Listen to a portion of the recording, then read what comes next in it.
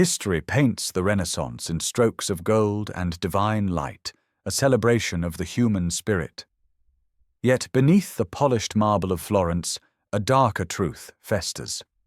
For an artist like Matteo, this city is a mouth waiting to swallow him whole. Tonight, the competition is not fought on canvas, but with blades in the suffocating dark of the alleys. Run. Every breath burns like fire. The footsteps behind him are the heavy boots of envy, hunting down talent. Cornered against the cold stone, the glint of a dagger promises a silence that no masterpiece can break. A desperate struggle in the mud, a fight for the right to exist.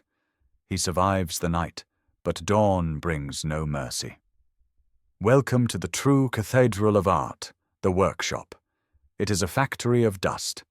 Here, beauty is born from brutality. To create the blue of the heavens, he must crush the earth until his muscles scream. And the white lead, a pristine, toxic snow. It seduces the eye while it slowly rots the hand that holds it, turning the creator into a ghost. The body always rebels long before the spirit finally breaks. That hollow, hacking cough echoing in the silence is not merely dust from the stone. It is the heavy toll of the lead taking root deep in his chest. When he pulls his trembling hand away, the bright red stain of blood is the only vibrant color in his gray, miserable world. Yet the work must go on. High above the ground, balancing on rotting wood to paint serene angels for men who will never know his struggle, he risks his life daily. At night, he sleeps among the rats, dreaming of warmth. Contrast this hell with the patron's paradise. The palazzo is a fortress of pristine marble and the suffocating stench of arrogance. Matteo waits in the gilded hall, a beggar in a borrowed coat that hangs too loose on his starving frame. He tries to hide his muddy boots, but the polished floor reflects his shame. When the Lord enters, the artist is invisible. The payment? An insult. A few copper coins tossed on the table like scraps for a stray dog. No praise. Just the cold, metallic sound of poverty ringing in his ears as he walks back into the unforgiving streets. There is only one sanctuary left for a broken man to wash away the stinging shame of the day, the bottom of a cracked clay cup. The tavern offers a temporary smoky oblivion, a haze of cheap red wine to numb the gnawing pain of rejection. But fate is cruel and relentless. The heavy door bursts open, dragging the brightness of the world he hates inside. Enter Giovanni, young, beautiful, and dripping with unearned success. The golden boy of the court wears blue silk like a second skin, surrounded by a court of sycophants who laugh at his every word. A pointed finger, a cruel, sharp joke, the blinding glint of gold chains that Matteo could never afford in 1,000 lifetimes of labor. The rage is instant, primal, and uncontrollable. It snaps like a dry twig in a storm, a scream, a crash of timber, a futile swing of a fist against a world that is rigged against him. But violence only breeds more humiliation. Thrown out like refuse, Matteo lands hard in the cold mud. The rain begins to fall, washing over a man who has lost everything: his pride, his money, and perhaps his very mind. The mind, effectively poisoned by years of inhaling lead and mercury, finally begins to fracture under the weight of the storm. The walk home is a descent into a private hell. The thunder cracking above mirrors the tempest raging within his skull. Safe behind the heavy bolted door. No, the demons are already waiting inside. Look closely at the easel. The canvas breathes with a life of its own. The colors pulse with a sickly, supernatural rhythm that defies nature. The angel he painted with such love. She is rotting. Her divine face melts slowly into a hollow skull, mocking his devotion. The silence is replaced by a high-pitched ringing, a scream that never ends. The pigments on the table glow with a toxic phosphorescent light, whispering to him. In a trance, he anoints himself with the white death, smearing the poison like a mask, becoming a ghost before his time. Shadows stretch and twist into the shape of his enemy. Terror turns to frenzy. To kill the demon, he must kill the art. The knife slashes the canvas, tearing through the very soul he tried to save. Dawn breaks with a cold, unforgiving silence. The pale morning light filters through the floating dust, ruthlessly revealing the aftermath of the fever dream. A ruined workshop, a destroyed masterpiece slashed to ribbons, and a body broken by its own hand, covered in dried paint resembling old blood. The headache is blinding, a physical reminder of the poison, but the regret is sharper. Then a sound shatters the quiet. Heavy, authoritative, the church does not wait for recovery. A priest stands at the door, silhouetted against the blinding sun. He brings no forgiveness, only a demand. A final commission. A scroll sealed with heavy red wax that weighs as much as a death sentence. Failure is not an option. Failure means starvation in the gutter. Matteo nods, the desperation leaking from his eyes. He accepts the burden. As the priest walks away, leaving him to the silence, a manic energy takes hold.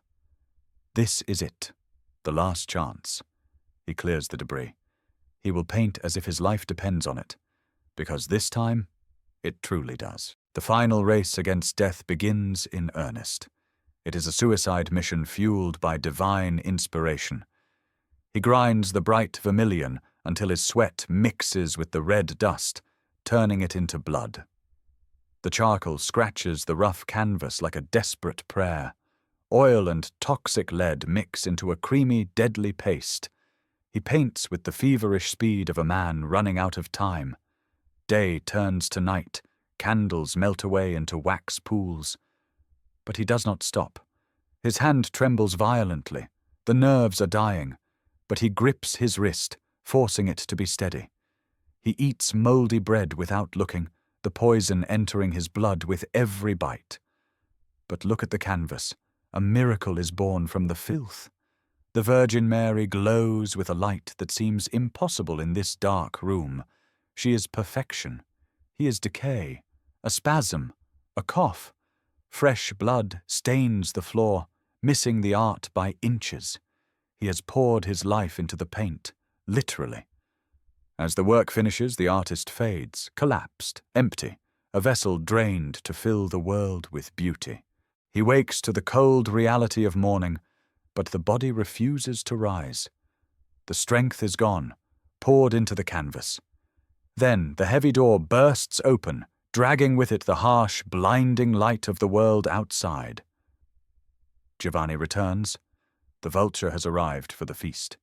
He stands before the easel, and for a fleeting moment, even his arrogance is silenced by the sheer perfection of the work. But envy quickly curdles into theft. He barks sharp orders. His men, with rough and careless hands, grab the sacred canvas. Matteo reaches out from the dust, a final pathetic attempt to save his soul's creation. A trembling hand clutches a silk ankle, a plea whispered to stone. Giovanni looks down with pure contempt. A kick, a simple, brutal act that breaks what little spirit remains. The painting is gone. In its place, a single gold coin spins on the floor. Payment? No, an insult, a tombstone. The door slams shut, leaving Matteo alone. The silence now is heavy as the grave.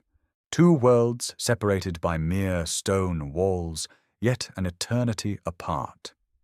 In the grand cathedral, the heavy red velvet curtain rises to reveal the stolen soul. A collective gasp of awe ripples through the incense-filled air. The painting glows, bathed in the warmth of 1,000 candles. Contrast this with the workshop. Matteo lies curled on the freezing floor, his breath rattling like dry leaves in his chest. While Giovanni bows deeply to thunderous applause, soaking in the glory that he did not earn, Matteo stares blankly at the empty easel. A single tear tracks through the dirt on a dying face.